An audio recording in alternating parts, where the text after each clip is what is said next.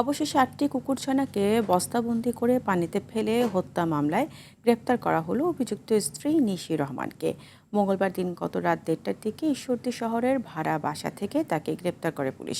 এই ঘটনায় নিশি রহমানকে গ্রেপ্তার করায় সন্তোষ প্রকাশ করে শাস্তি নিশ্চিতের দাবি জানান স্থানীয়রা। পাবনার ঈশ্বরদী থেকে বায়াজিদ বোস্তামির পাঠানো তথ্যচিত্রে আরও জানাচ্ছেন আবরার মাহি।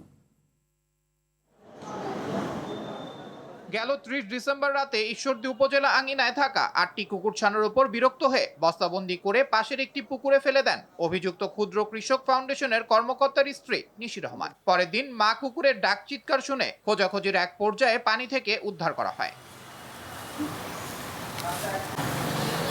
এ নিয়ে আরটিভি সহ বিভিন্ন গণমাধ্যমে সংবাদ প্রচার হলে নজরে আসে ঊর্ধ্বতন ব্যক্তিবর্গের। কুকুর ছানাগুলোকে হত্যার অভিযোগে অভিযুক্ত নিশি রহমানকে গ্রেফতারে সন্তোষ প্রকাশ করেছেন উপজেলা পরিষদের কর্মচারী ও স্থানীয়রা।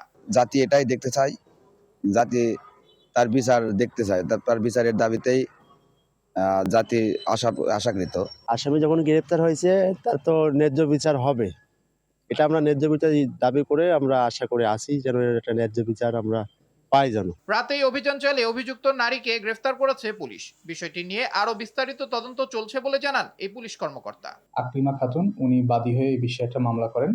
মামলা রুজু হওয়ার সাথে সাথে আমরা যার নামে একজন আসামি নিশি খাতুন বা নিশি রহমান তাকে আমরা অ্যারেস্ট করি।